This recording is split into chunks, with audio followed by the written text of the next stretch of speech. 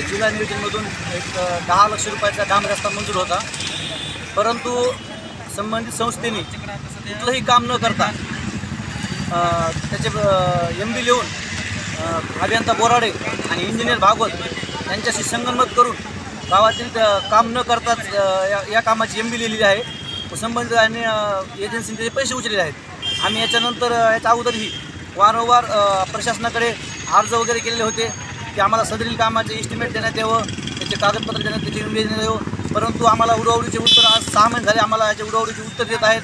आणि आम्ही त्याच्यानंतर माहिती घेतल्यानंतर आम्हाला असं कळलं आहे की त्यांनी MB लिहिलेली आहे आणि त्याचे 7 लाख रुपये उचललेले आहेत। आमची मागणी एवढीच आहे, संबंधित जी संस्था आहे त्या संस्थेला ब्लॅकलिस्टमध्ये टाकण्यात यावं। संबंधित जो इंजिनियर आहे भागवत आणि अभियंता बोराडे आहेत त्यांच्यावर कायदेशीर कारवाई होईल व संबंधित एजन्सीला त्याच्याकडून पूर्ण कामाची रिकव्हरी करण्यात यावी। हा रस्ता 2023-24 होता।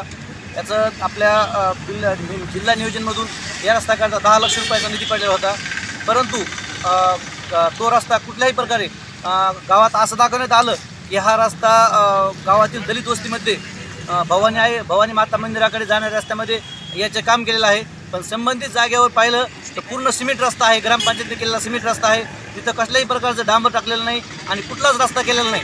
आम्ही त्याचं माहिती मागवली ह्याच्याकडे बोराडे साहेबाकडे आणि भागवत इंजिनियरकडे, परंतु त्यांनी आम्हाला उडवडीचे उत्तर दिलेले आहेत। संबंधित ह्याच्याबद्दल आमचे मित्र शिराज राऊत यांनी वारंवार पाठपुरावा केला, तर बीडमधील काही गुंडांनी त्यांना जीवे मारण्याची धमकी दिलेली आहे।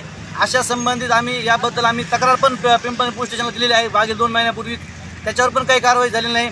आमचं याच्यामध्ये स्पष्ट असं म्हणणं आहे की काही राजकीय दबावापोटी इंजिनियर भागवत आणि बोराडे साहेब यांच्यावर कारवाई होत नाही, म्हणून आज आम्ही आंदोलन करत आहोत। अधिकृत पुरावा आम्ही ऑफिसला जाऊन पाहिलेला आहे की संबंधित कामाची आम्ही याला गेलो होतो, म्हणजे जिल्हा नियोजनच्या ऑफिसमध्ये गेलो होतो, तर त्यांनी सांगितलेलं या कामाची MB झालेली आहे आणि त्याचे 7 लाख रुपये उचललेले आहेत। माझं नाव राधाकिशन लक्ष्मण मेत्री।